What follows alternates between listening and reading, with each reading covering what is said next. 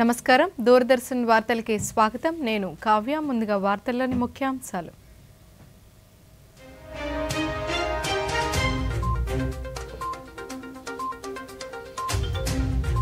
ప్రజా సమస్యల పరిష్కారమే ప్రభుత్వ ప్రధాన లక్ష్యమన్న ముఖ్యమంత్రి మంగళగిరిలో ప్రజల నుంచి అర్జీలు స్వీకరించిన చంద్రబాబు నాయుడు సంక్రాంతి పండుగ రద్దీ నేపథ్యంలో అధికారులు అన్ని ఏర్పాట్లు చేయాలన్న ముఖ్యమంత్రి ప్రైవేట్ పాఠశాలలు కళాశాలల బస్సులతో ప్రయాణికులను గమ్యస్థానాలకు చేర్చాలని సూచన ఈ నెల 13 నుంచి విశాఖపట్నం సికింద్రాబాద్ వందే భారత్ ఎక్స్ప్రెస్ కోచ్ల పెంపుతో ప్రయాణికులకు ప్రయోజనం చేకూరుతుందన్న దక్షిణ మధ్య రైల్వే కర్నూలు జిల్లా పిన్నాపురం వద్ద అతిపెద్ద గ్రీన్ కో సోలార్ పార్క్ పంపు స్టోరేజ్ ప్రాజెక్టును విహంగ వీక్షణం ద్వారా పరిశీలించిన ఉప ముఖ్యమంత్రి పవన్ కళ్యాణ్ రాష్ట్ర వ్యాప్తంగా ప్రముఖ స్వాతంత్ర సమరయోధుడు వడ్డే ఓబన్న జయంతి కార్యక్రమాలు నాటి పోరాట యోధుల చరిత్ర నేటి యువతకు తెలియాలన్న ముఖ్యమంత్రి చంద్రబాబు నాయుడు వివరాలు చూద్దాం. ప్రజా సమస్యల పరిష్కారమే రాష్ట్ర ప్రభుత్వ ప్రధాన లక్ష్యమని ముఖ్యమంత్రి నారా చంద్రబాబు నాయుడు పేర్కొన్నారు. గుంటూరు జిల్లా మంగళగిరిలోని తెలుగుదేశం పార్టీ కేంద్ర కార్యాలయంలో తనను కలిసేందుకు వచ్చిన ప్రజలతో ముఖ్యమంత్రి మాట్లాడి వారి నుంచి అర్జీలు తీసుకున్నారు. అనారోగ్యంతో బాధపడుతున్న వారికి వైద్య ఖర్చుల కోసం ముఖ్యమంత్రి సహాయ నిధి నుంచి ఆర్థిక సహాయాన్ని ముఖ్యమంత్రి అందించారు. దివ్యాంగులు, వృద్ధుల నుంచి వినతి పత్రాలను స్వీకరించి వారి సమస్యలను పరిష్కరిస్తామని ముఖ్యమంత్రి హామీ ఇచ్చారు.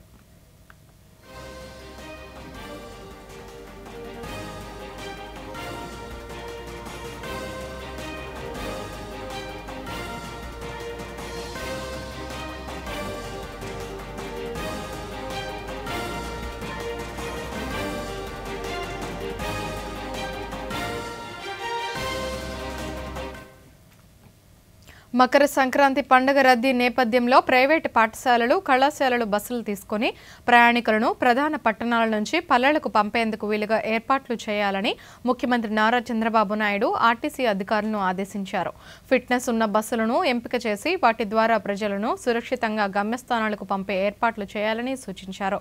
రద్దీ తీవ్రంగా ఉన్న మార్గాల్లో ఈ తరహా ఏర్పాట్లతో ప్రజలకు కొంతమేర ఇబ్బందులు లేకుండా చూడవచ్చని సూచించారు. సంక్రాంతి పండుగకి తెలంగాణ సహా ఇతర ప్రాంతాలు రాష్ట్రాల నుంచి ఆంధ్రప్రదేశ్కు పెద్ద ఎత్తున ప్రజలు తరలి వస్తున్న నేపథ్యంలో ప్రయాణికుల రద్దీతో రాష్ట్రంలోని ప్రధాన నగరాలైన విశాఖ, రాజమహేంద్రవరం, విజయవాడ, గుంటూరు, నెల్లూరు, తిరుపతి, కర్నూలు, అనంతపురం సహా పలు నగరాల్లో బస్టాండ్లు ప్రయాణికులతో కిటకిటలాడుతున్నాయి. నగరాలు, పట్టణాల నుంచి సొంత గ్రామాలకు వెళ్లేందుకు వస్తున్న లక్షలాది మంది ప్రయాణికులకు ఆర్టీసీ బస్సులు సరిపోకపోవడంతో ముఖ్యమంత్రి అధికారులకు పలు సూచనలు చేశారు.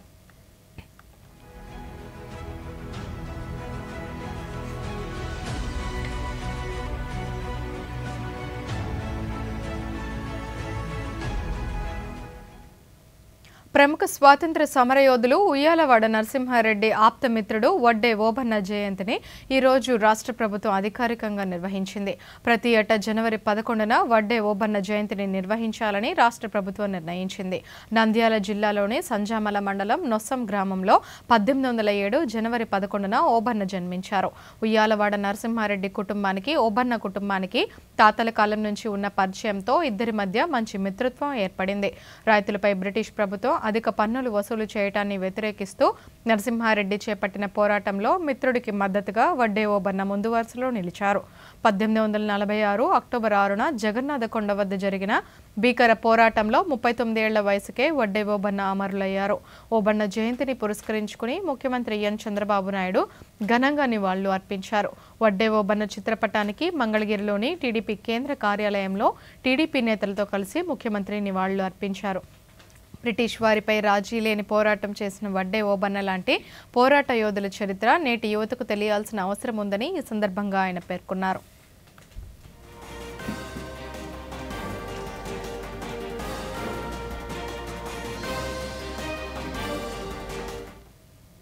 కర్నూలు జిల్లా పిన్నాపురం వద్ద ఏర్పాటైన అతిపెద్ద గ్రీన్ కో సోలార్ పార్క్తో భారీగా ఉపాధి అవకాశాలు లభిస్తాయని ఉప ముఖ్యమంత్రి కె పవన్ కళ్యాణ్ పేర్కొన్నారు.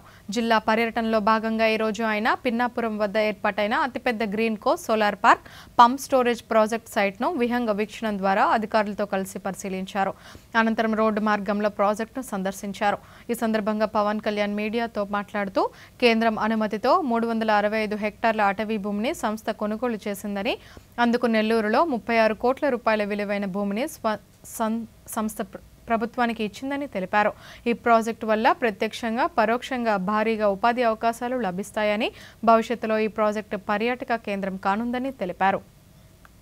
రైతుల దగ్గర నుంచి కానీ కొన్నవి ఈ 2800 ఎకరాల్లో 1700 ఎకరాలు వాళ్ళు ఆల్రెడీ కొనేశారు. దాంట్లో 365 రెవెన్యూ ల్యాండ్, దాదాపు 1453 ఎకరాలు రెవెన్యూ ల్యాండ్ని వీళ్ళు కొనేశారు. దీనిలో ఇది చాలా ఒక రాష్ట్రానికే దేశానికే చాలా ప్రతిష్టాత్మకమైన ప్రాజెక్ట్. ఇండియాలో హైడ్రోనికల్ మనకి వాటర్ మనకి నీటిని వాడుకొని, అలాగే గాలిని వాడుతూ, అలాగే సోలార్ని వాడుతూ అన్నిటిని మిళితం చేసి ఒక ఇంటిగ్రేటెడ్ ప్రాజెక్ట్ ఇప్పటివరకు ఇండియాలో లేదు. ఫస్ట్ ఆఫ్ ఇట్స్ కైండ్ అది. ఇది ఆపరేషనల్కి వచ్చేసింది. అంటే ఏమాత్రం ఇష్యూ లేకుండా ఈ స్థాయికి ప్రాజెక్ట్ని తీసుకురాగలిగారంటే నిజంగా they have done a commendable job. Me team చాలా అద్భుతంగా చేశారు. ఇది అంటే సైజ్ ఆఫ్ ద ప్రాజెక్ట్ అంటే నాకు మొత్తం చూస్తూ ఉంటే మనకు భారతదేశంలో ఈ స్థాయి ప్రాజెక్ట్ ఎక్కడ లేదు. అమెరికాకి ఎక్కడ వెళ్తే హూవర్డ్ డ్యామ్ చూస్తే నాకు ఆ స్థాయికి అనిపించింది. చాలా ప్రముఖ స్వాతంత్ర సమరయోధుడు వడ్డే ఓబన్న జయంతిని గుంటూరు నగరంలో ఘనంగా నిర్వహించారు. స్థానిక రింగ్ రోడ్లో జరిగిన కార్యక్రమంలో రాష్ట్ర బీసీ సంక్షేమ శాఖ మంత్రి ఎస్ సవిత మాట్లాడుతూ, రాష్ట్రంలో అధికారంలో ఉన్న కూటమి ప్రభుత్వం బీసీల ఆత్మగౌరవానికి అధిక ప్రాధాన్యతనిస్తుందన్నారు. వడ్డే ఓబన్న వేలాది మంది స్వాతంత్ర సమరయోధులను సిద్ధం చేసిన మహనీయుడని పేర్కొన్నారు. కేంద్ర ప్రభుత్వం బీసీలను పారిశ్రామికవేత్తలుగా ఎదగడానికి 50% సబ్సిడీతో రుణాలు ఇస్తుండగా రాష్ట్ర ప్రభుత్వం మరో 40% సబ్సిడీ అందిస్తుందని తెలిపారు.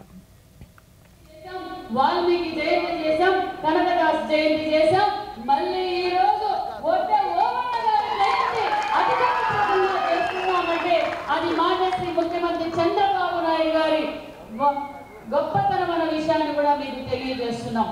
మరి వడ్డే ఓబన్న గారు స్వాతంత్ర సమర యోధుడు. స్వాతంత్రం కోసం 9,000 మందిని యుద్ధానికి సిద్ధం చేసిన నాయకుడు. అంటే ఎన్ని ఇబ్బందులున్నా మనం అభివృద్ధి బాటలో పోతున్నాం. ప్రతి ఇంటి నుంచి ఎంటర్ప్రైనర్ని తయారు చేయాలి, వ్యాపారవేత్తని తయారు చేయాలనేదే మాన్యశ్రీ ముఖ్యమంత్రి చంద్రబాబు నాయుడు గారి లక్ష్యం. కేంద్రం సబ్సిడీ నుంచి 50%, బ్యాంక్ లోను 40%, మరి ఉప ముఖ్యమంత్రి పవన్ కళ్యాణ్కు పుస్తకాలంటే ప్రేమ. పుస్తక ప్రియులైన ఆయన ఈరోజు విజయవాడ 37వ పుస్తక మహోత్సవాన్ని సందర్శించారు. దాదాపు 2.5 గంటల పాటు పలు పుస్తకాలను పరిశీలించి తెలుగు, హిందీ, ఇంగ్లీష్ పుస్తకాలు కొనుగోలు చేశారు. తెలుగు సాహిత్యానికి సంబంధించి పలు పుస్తకాలు చూశారు. ప్రముఖ రచయితల నుంచి యువ రచయితల వరకు పలువురి రచనలను కొనుగోలు చేశారు. వీటితో అనువాద సాహిత్య పుస్తకాలు, నిఘంటువులు, ఆధ్యాత్మిక సంబంధిత రచనలు పరిశీలించి కొనుగోలు చేశారు. ఈ సందర్భంగా తనకు ఎంతో నచ్చిన మ్యాన్స్ సెర్చ్ ఫర్ మీనింగ్ పుస్తకం చూసి ఎంతో సంతోషించారు. రెండో ప్రపంచ యుద్ధ కాలంలో నాజీల నిర్బంధంలో ఉన్న ఫ్రాంకిల్ ఎలా భవిష్యత్తు జీవితాన్ని నిలుపుకున్నాడో ఆ రచన తెలుపుతుందని చెబుతూ బహుమతిగా ఇవ్వటానికి ఉంటాయని ఎక్కువ సంఖ్యలో ఈ పుస్తకాలు కొనుగోలు చేశారు.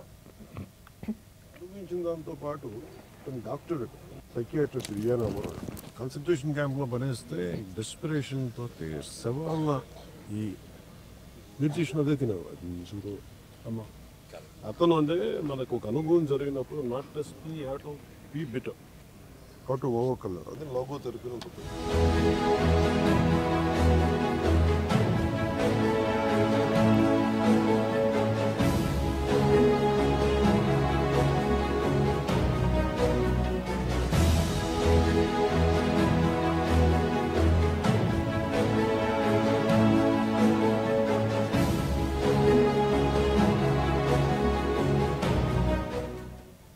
శ్రీ సత్యసాయి జిల్లా కొత్త చెరువులో వడ్డే ఓబన్న జయంతి కార్యక్రమాన్ని ఘనంగా నిర్వహించారు.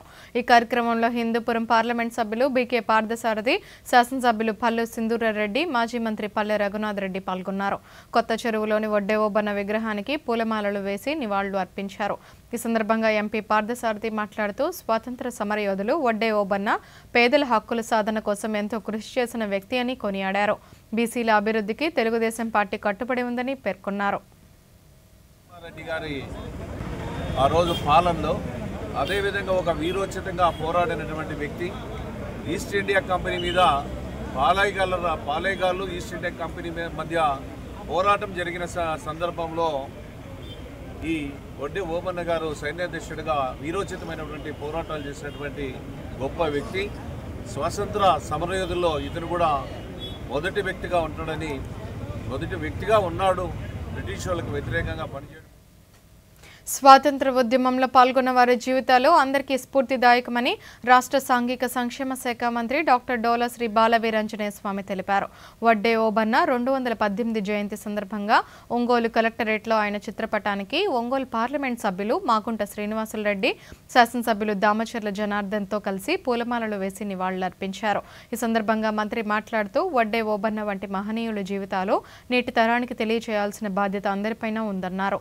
గ్రామ వార్డు సచివాలయ వ్యవస్థను త్వరలోనే పునర్వ్యవస్థీకరిస్తామన్నారు. బీజేపీ ప్రభుత్వాలు అనే పార్టీ అందరూ కూడా ఒక ఆమోదంతో వారి యొక్క జయంతి వేడుకల్ని అధికారికంగా నిర్వహించేందుకు జీవో నంబర్ 5ని విడుదల చేయడం జరిగింది. ఈ సందర్భంగా వారు పేదల కోసం, సామాజిక న్యాయం కోసం బ్రిటిష్ వారి యొక్క వలస విధానాలకు వ్యతిరేకంగా పోరాటం చేశారు. స్వాతంత్రానికి 100 సంవత్సరాల ముందే వారి పోరాటం కొనసాగించారు. వారిని గుర్తించడం వడ్డేరా జాతి మొత్తానికి కూడా గౌరవం ఇచ్చినట్టుగా భావిస్తూ ఈ అవకాశం ఇచ్చినటువంటి ప్రభుత్వం నిర్వహించే అవకాశం ఇచ్చినటువంటి ముఖ్యమంత్రి గారికి, ఎన్డీఏకి మేము ధన్యవాదాలు తెలియజేస్తున్నాను. కొన్ని పత్రికలు రైతుల సంక్షేమం కోసం కూటమి ప్రభుత్వం నిబద్ధతతో పనిచేస్తుందని రాష్ట్ర పర్యాటక శాఖ మంత్రి కందుల దుర్గేష్ పేర్కొన్నారు. తూర్పుగోదావరి జిల్లా నిడదవోలు మండలం విద్యేశ్వరంలో నిర్మించిన మినీ గోకులాన్ని మంత్రి జిల్లా కలెక్టర్ పి ప్రశాంతితో కలిసి ప్రారంభించారు. ఈ సందర్భంగా సంప్రదాయ పద్ధతిలో గోమాతకు పూజలు నిర్వహించి పొలంలో వరి నాట్లను స్వయంగా నాటి పర్యావరణ పరిరక్షణలో భాగంగా మొక్కలను నాటారు. మహిళలు, చిన్నారులు వేసిన ముగ్గులను, సంప్రదాయ పద్ధతిలో హరిదాసు సంకీర్తనలను ఆసక్తిగా తిలకించి భోగి మంటలను వెలిగించి ప్రజలకు భోగి, సంక్రాంతి శుభాకాంక్షలు తెలియజేశారు. ఈ సందర్భంగా మంత్రి మాట్లాడుతూ రాష్ట్ర వ్యాప్తంగా 12,500 మినీ గోకులాలు పూర్తి చేసేందుకు చర్యలు తీసుకుంటున్నట్లు తెలిపారు.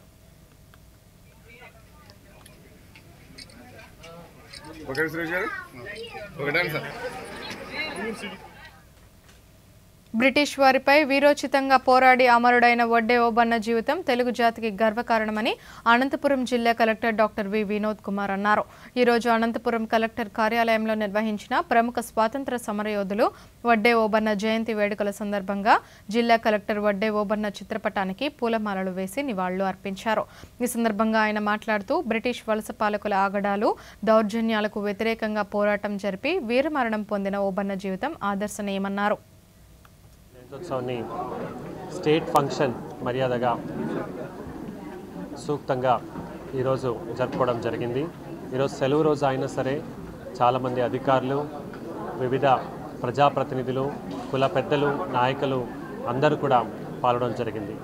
మరి ముఖ్యంగా ఒక స్వాతంత్ర వీరుడు స్ట్రగల్ ఫర్ ఇండిపెండెన్స్లో మన రాయలసీమ ప్రాంతంలో బ్రిటిష్ని వాళ్ళు ఎదుర్కొని చేసినటువంటి కృషిని ఈరోజు అందరూ కూడా జ్ఞాపకం చేసుకుంటూ, అలాగే ఆ ఒక్క విషయాన్ని రాబోయే తరాలకి కూడా, చిన్న చిన్న పిల్లలకి కూడా ఈ అన్ని స్టోరీలని కూడా తెలియజేస్తూ ఈరోజు అలాగే వడ్డే వాళ్ళు చాలా చక్కగా 3 పాటలు కూడా, అంటే వాళ్ళు ఆ ప్రాంతంలో చేసుకున్నటువంటి పాటలు కూడా పాడుతూ చాలా చక్కటి. వార్తల్లో చిన్న విరామం. తాతయ్య, బంగారుకొండ అంటే ఏంటి? ముద్దు బిడ్డని అచ్చంగా నీలాగా. నాన్న, ఆన్లైన్ ఫారెక్స్ ట్రేడింగ్ పై best offers, high returns, bonus deposit, ఇంకా బహుమతులు గెలుచుకునే అవకాశం. కురుచున్న కొమ్మనే నరకడం అంటే ఏంటి? కష్టాలని పిలవడం మీ నాన్నలాగా. ఆర్బీఐ అంటుంది ఆకర్షణీయమైన ఆఫర్స్ తో ప్రలోభ పెట్టే అనధికృత ప్లాట్ఫామ్స్ పై ఫారెక్స్ ట్రేడింగ్ చేయడం అంటే కొరిమితో తలగొక్కోవడమే. అంటే ఏంటి? ఈయన్ని అడుగు. అర్థమైంది నాన్న. ఆర్బీఐ అంటుంది విషయాలు తెలుసుకోండి, జాగరూకంగా ఉండండి. Back to news. భారతదేశంలో సిపాయిల తిరుగుబాటుకు ముందు స్వాతంత్ర సమరయోధులు ఉయ్యాలవాడ నరసింహారెడ్డితో కలిసి వడ్డే ఓబన్న బ్రిటిష్ పాలనకు వ్యతిరేకంగా వీరోచితంగా పోరాడారని విజయనగరం జిల్లా కలెక్టర్ డాక్టర్ బిఆర్ అంబేద్కర్ అన్నారు. జిల్లా కలెక్టర్ కార్యాలయంలో ఈరోజు నిర్వహించిన ఓబన్న జయంతి కార్యక్రమంలో ఆయన పాల్గొన్నారు. ఈ సందర్భంగా జిల్లా కలెక్టర్ మాట్లాడుతూ స్వాతంత్ర సమరయోధులు ఓబన్న వీరగాథను భావితరాలు స్మరించాలన్న సంకల్పంతో రాష్ట్ర ప్రభుత్వం అధికారికంగా జయంతి కార్యక్రమాలు చేపట్టిందని ఆయన పేర్కొన్నారు. అధికారంగా జరుపుకోవాలని ప్రభుత్వం వారు ఆదేశాలు ఇవ్వడం ఇది బహుశా రాష్ట్ర చరిత్రలో మొదటిసారి. గతంలో ఇది లేదు. అసలు వడ్డే ఓబన్న ఆయన ఒక ఆయన ఉన్నాడన్న విషయం కూడా చాలా మందికి తెలియదు. ప్రజలకు కాదు, చాలా మంది నాయకులకు తెలియదు, అధికారులకు కూడా తెలియదు వడ్డే ఓబన్న ఒక ఆయన ఉంటాడని చెప్పని. కానీ గతంలో ఈ వడ్డే ఓబన్న గురించి దీని గురించి మనకి హైదరాబాద్లో జరిగింది.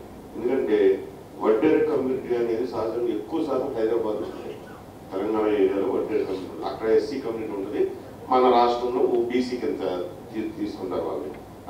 మనదేనమ్మా ఆ బార్డర్లో ఉంటారు. కర్నూలు అంటే హైదరాబాద్ పక్క తెలంగాణ పక్కన కాబట్టి కర్నూలు ఆ బార్డర్లో ఉంటారు. ఇక్కడేమో బీసీ కింద చాలా అంటే క్యాస్ట్ మనం పరిగణిస్తే హైదరాబాద్ తెలంగాణ ఏరియాలో ఎస్సీ కింద పరిగణిస్తారు. చాలా బ్యాక్వర్డ్ క్యాస్ట్. నిజంగా చెప్పాలంటే అంటే అప్పట్లో ఈ ఓబన్న గారు ఆయన ఎంతో ధైర్య సాహసాలతో స్వతంత్ర పోరాటం చేసిన రోజుల్లో కూడా ఈ కమ్యూనిటీలన్నీ కూడా చాలా అనగానే వర్గాలకు చెందిన కమ్యూనిటీలు. అసలు వీళ్ళకి కనీసం ఊళ్ళోకి వచ్చే పరిస్థితి లేని పరిస్థితుల్లో కూడా ఈయన అప్పుడు ఫస్ట్ వృత్తిపరంగా ఈ ట్యాక్సెస్ కలెక్ట్ చేయడంలో జరుగుతున్న అన్యాయం. సికింద్రాబాద్ విశాఖపట్నం సికింద్రాబాద్ మధ్య వందే భారత్ ఎక్స్ప్రెస్ సామర్థ్యాన్ని 2 పైగా పెంచుతున్నామని దక్షిణ మధ్య రైల్వే ప్రధాన ప్రజా సంబంధాల అధికారి ఏ శ్రీధర్ తెలిపారు. ఈ నెల 13వ తేదీ నుంచి 16 కోచ్లతో వందే భారత్ ఎక్స్ప్రెస్ను నడపనున్నామని తెలిపారు.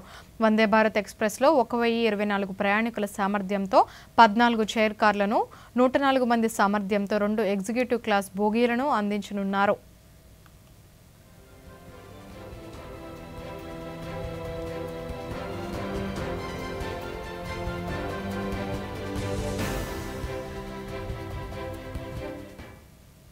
పశ్చిమ గోదావరి జిల్లా నర్సాపురంలోని శ్రీ వైఎన్ కళాశాలలో 75 సంవత్సరాల ప్లాటినం జూబ్లీ వేడుకలు ఈ రోజు కూడా కొనసాగాయి. ఈ కళాశాలలో విద్యాభ్యాసం చేసిన అనేక మంది ప్రముఖులు దేశ విదేశాల్లో ఉద్యోగ వ్యాపార రంగాల్లో స్థిరపడి భారత ఖ్యాతిని ఇనుమడింపచేసేలా సేవలు అందిస్తున్నారు. ప్లాటినం జూబ్లీ నేపథ్యంలో కళాశాల ఆవరణ ప్రముఖులు పూర్వ విద్యార్థుల రాకతో ఆహ్లాదభరితంగా మారింది. ఈ రోజు జరిగిన కార్యక్రమంలో విజయనగరం పార్లమెంట్ సభ్యులు కలిశెట్టి అప్పలనాయుడు పాల్గొన్నారు.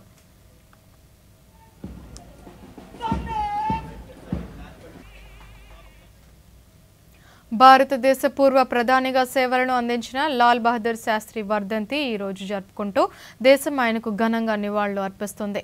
దేశ స్వాతంత్ర పోరాటంలో తనదైన పాత్ర పోషించిన ఆయన జై జవాన్ జై కిసాన్ నినాదంతో యావత్ దేశాన్ని ఏకతాటిపై నిలిపారు. లాల్ బహదూర్ శాస్త్రి వర్ధంతి సందర్భంగా ఆయన కృషిని, సేవలపై దూరదర్శన్ ప్రాంతీయ వార్తా విభాగం అందిస్తున్న ప్రత్యేక కథనాన్ని ఇప్పుడు చూద్దాం. జై జవాన్ జై కిసాన్ నినాదాన్ని దేశ ప్రజల్లో బలంగా తీసుకువెళ్లిన ప్రముఖ స్వాతంత్ర సమరయోధులు, భారత పూర్వ ప్రధాని, భారతరత్న లాల్ బహదూర్ శాస్త్రి వర్ధంతి సందర్భంగా ఆయనకు ఘనంగా నివాళులర్పిస్తున్నారు.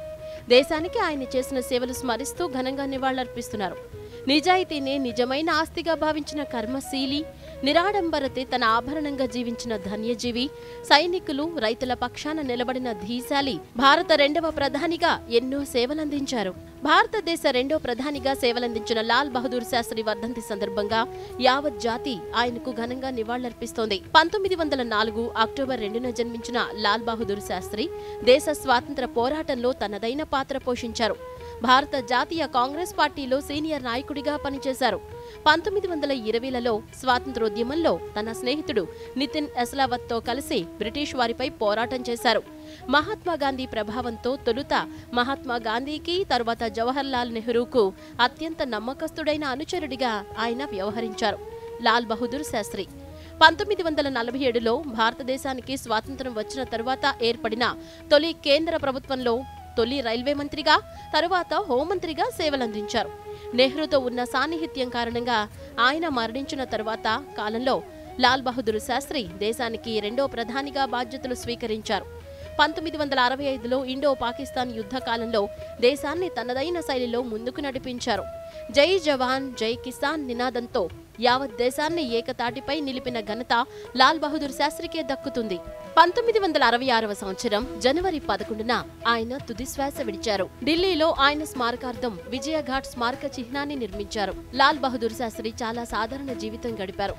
ఆయన జీవితం నైతిక విలువలు, నమ్రత, ప్రజాసేవకు ఆదర్శంగా నిలిచింది. తన జీవితాంతం ప్రజల కోసం పనిచేసి దేశాభివృద్ధికి విశేషమైన కృషి చేసి భారతదేశ చరిత్రలో మర్చిపోని నాయకుడిగా నిలిచారు లాల్ బహదూర్ శాస్త్రి. భారత ఉపరాష్ట్రపతి జగదీప్ ధన్కర్ ఈ రోజు బెంగళూరులో జరిగిన 25వ రాష్ట్ర పబ్లిక్ సర్వీస్ కమిషన్ అధ్యక్షుల జాతీయ సదస్సును ప్రారంభించారు. ఈ సందర్భంగా ఉపరాష్ట్రపతి మాట్లాడుతూ అవినీతి రహిత, నిబద్ధతతో కూడిన కార్యాచరణ సదా ఆచరణీయమని పేర్కొన్నారు. వికసిత్ భారత్ లక్ష్యాలను సాకారం చేసేలా భారతదేశాన్ని అభివృద్ధి దిశగా ముందుకు నడిపించడంలో పబ్లిక్ సర్వీస్ కమిషన్ల పాత్ర కీలకమన్నారు. Advice is tendered by public service commissions in matters of discipline, decorum and demeanor. If their advice is reversed by the executive at the center or the state level, you must brainstorm. You are an expert body. Reversal of your advice is serious matter. It must catalyze thinking at your end. Have you really gone wrong? If so, ఉత్తరప్రదేశ్లోని అయోధ్యలో రామ్లల్లా విగ్రహ ప్రతిష్టాపన ప్రథమ వార్షికోత్సవ వేడుకలు ఈరోజు ఘనంగా ప్రారంభమయ్యాయి. ఈ వేడుకలు ఈ నెల 13 వరకు కొనసాగనున్నాయి. హిందూ క్యాలెండర్ కాలమానం ప్రకారం 2024లో పుష్యమాస శుక్లపక్ష ద్వాదశి జనవరి 22న రామ్లల్లా ప్రాణ ప్రతిష్ఠ జరిగింది. తిథి ప్రకారం ఈసారి జనవరి 11న వచ్చింది. దీన్ని అనుసరించి అయోధ్యలో ఈరోజు నూతన రామాలయ మొదటి వార్షికోత్సవాలు ప్రారంభమయ్యాయి. రామమందిర్ ట్రస్ట్ ఆధ్వర్యంలో జరిగే ఈ వేడుకల్లో భాగంగా ఉత్తరప్రదేశ్ ముఖ్యమంత్రి యోగి ఆదిత్యనాథ్ రామ్లల్లాకు అభిషేకం చేశారు.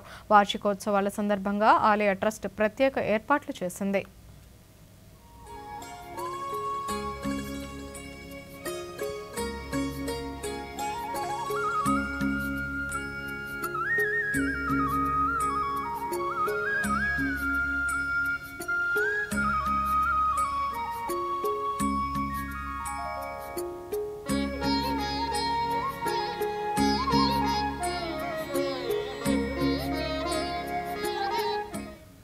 ఉత్తరప్రదేశ్లోని అయోధ్యలో రామ్లల్లా పవిత్ర ప్రాణ ప్రతిష్టాపన జరిగే మొదటి వార్షికోత్సవం సందర్భంగా ప్రధానమంత్రి నరేంద్ర మోదీ దేశ ప్రజలకు శుభాకాంక్షలు తెలిపారు. శతాబ్దాల త్యాగం, తపస్సు, పోరాటం అనంతరం నిర్మించిన ఈ ఆలయం మన సంస్కృతి, ఆధ్యాత్మికతను గొప్ప వారసత్వమని ప్రధాని సామాజిక మాధ్యమం ఎక్స్ వేదికగా పేర్కొన్నారు. ఈ దివ్య భవ్య రామాలయం అభివృద్ధి చెందిన భారతదేశ సంకల్పాన్ని సాధించడంలో గొప్ప ప్రేరణగా మారుతుందని తాను విశ్వసిస్తున్నట్లు పేర్కొంటూ ప్రధాని ఓ వీడియోను పోస్ట్ చేశారు. ये कैलेंडर पर लिखी एक तारीख नहीं, ये एक नए काल चक्र का उद्गम है.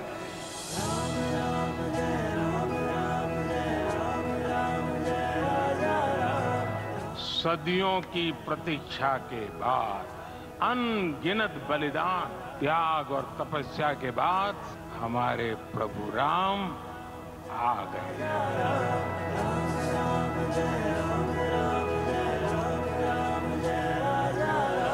सर्वे भवन्तु सुखिनः, ये संकल्प हम सदियों से दोहराते आए. उसी संकल्प को राम मंदिर के रूप में साक्षात आकार मिला है.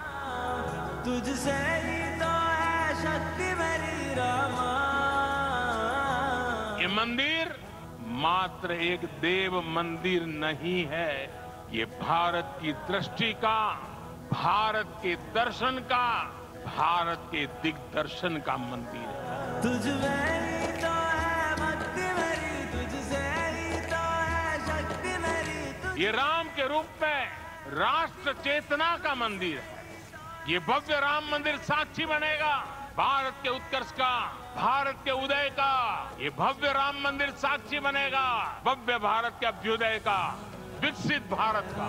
राम जय राम, राम जय राजा राम, राम जय राम, राम जय राम, राम जय. ये मंदिर सिखाता है कि अगर लक्ष्य सत्य प्रमाणित हो, सामूहिकता और संगठित शक्ति से जन्मा हो, तब उस लक्ष्य को प्राप्त करना असंभव नहीं है। गुलामी की मानसिकता को तोड़कर उठ खड़ा हो राष्ट्र, अतीत के हर दंश से हौसला लेता हुआ राष्ट्र ऐसे ही नव इतिहास का सृजन करता है। జాతీయ యువజన దినోత్సవం సందర్భంగా ప్రధానమంత్రి నరేంద్ర మోదీ రేపు ఉదయం 10 గంటలకు ఢిల్లీలో భారత్ మండపంలో వికసిత్ భారత్ యువనేతల సదస్సులో పాల్గొంటారు. దేశవ్యాప్తంగా 3000 మంది ప్రభావశీలురైన యువతీ యువకులు హాజరు కానున్న ఈ సదస్సులో ప్రధాని ముఖ్య అతిథిగా ప్రసంగించనున్నారు. 1,00,000 మంది యువతను రాజకీయాల్లో భాగస్వామ్యులు చేసేలా దేశాభివృద్ధిలో వారి ఆలోచనలు పరిగణించడం సదస్సు ప్రధాన లక్ష్యం. ముఖ్యమైన సవాళ్ల పరిష్కారంలో యువత ప్రతిపాదించిన వినూత్న ఆలోచనలు, పరిష్కారాలపై పవర్ పాయింట్ ప్రెజెంటేషన్ ఉంటుంది. అలాగే ఇతివృత్తాలపై పలువురు రాసిన ఉత్తమ వ్యాసాల సంకలనాన్ని ప్రధాని ఆవిష్కరిస్తారు. సాంకేతికత, సుస్థిరత, మహిళా సాధికారత, తయారీ, వ్యవసాయ అభివృద్ధి ఈ సదస్సు ప్రధాన సారాంశం.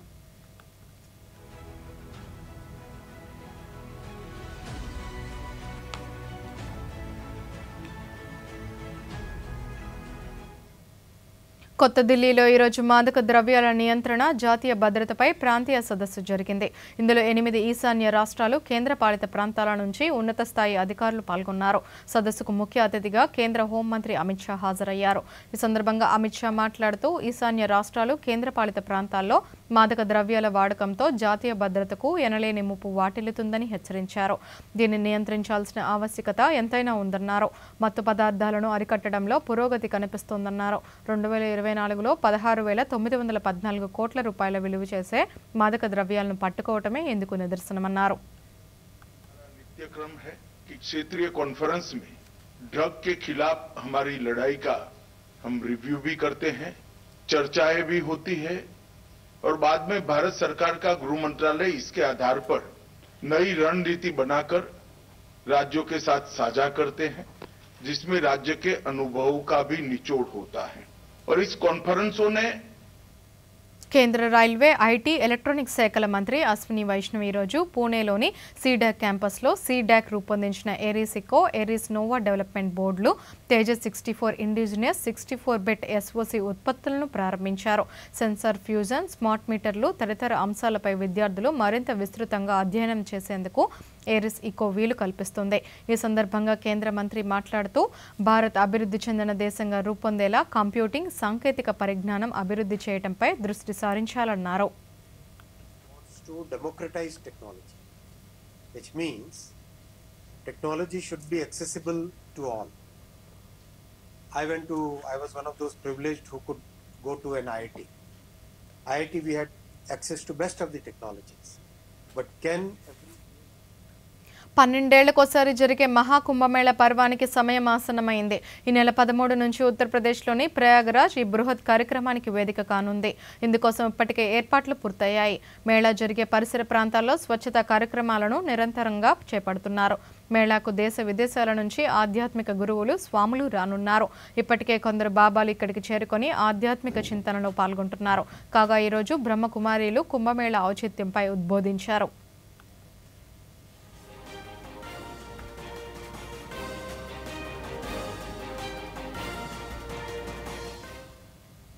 విద్యార్థుల్లో పరీక్షల పట్ల భయాన్ని పోగొట్టి వారిని పరీక్షలకు సన్నద్ధం చేసేలా ప్రధాని నరేంద్ర మోదీ ఏటా నిర్వహిస్తున్న పరీక్షా పే చర్చ కార్యక్రమం 2025కు రిజిస్ట్రేషన్లు కొనసాగుతున్నాయి. ఈ ఏడాది జనవరిలో నిర్వహించే 8వ ఎడిషన్ కార్యక్రమానికి 6 నుంచి 12వ తరగతి చదువుతున్న విద్యార్థులు, వారి తల్లిదండ్రులు, ఉపాధ్యాయుల నుంచి దరఖాస్తులను ఆహ్వానిస్తున్నారు. ఆసక్తి గల విద్యార్థులు ఈ నెల 14వ తేదీ వరకు రిజిస్ట్రేషన్లు చేసుకోవచ్చు. ప్రధానితో నేరుగా మాట్లాడి ప్రశ్నలు అడిగే అవకాశం దక్కించుకునేందుకు అధికారిక వెబ్సైట్ innovativeindia.mygov.inలో వివరాలను నమోదు చేసుకోవాల్సి ఉంటుంది. ఇప్పటికే ఈ రిజిస్ట్రేషన్ల ప్రక్రియ ప్రారంభం కాగా ఇప్పటి వరకు 3,36,00,000 మంది విద్యార్థులు, 18,85,000 మంది ఉపాధ్యాయులు, 4,78,000 మంది తల్లిదండ్రులు వెబ్సైట్లో నమోదైనట్లు కేంద్ర విద్యాశాఖ అధికారులు వెల్లడించారు.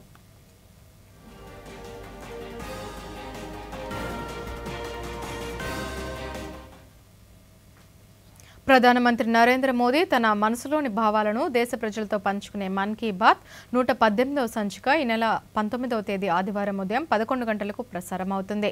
ప్రతి నెల ఆఖరి ఆదివారం ప్రసారమయ్యే ఈ కార్యక్రమం ఈ నెల 19న ప్రసారం కానుంది. ప్రజలు తమ అభిప్రాయాలను నమో యాప్ ద్వారా కానీ స్వర సందేశాలను అయితే 1800117800 నెంబర్కు ఈ నెల 18వ తేదీలోగా పంపవచ్చు.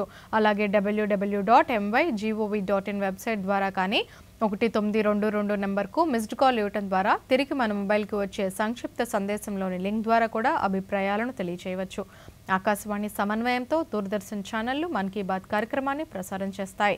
ఈ కార్యక్రమ తెలుగు అనువాదం వెనువెంటనే దూరదర్శన్ సప్తగిరిలో ప్రసారం అవుతుంది.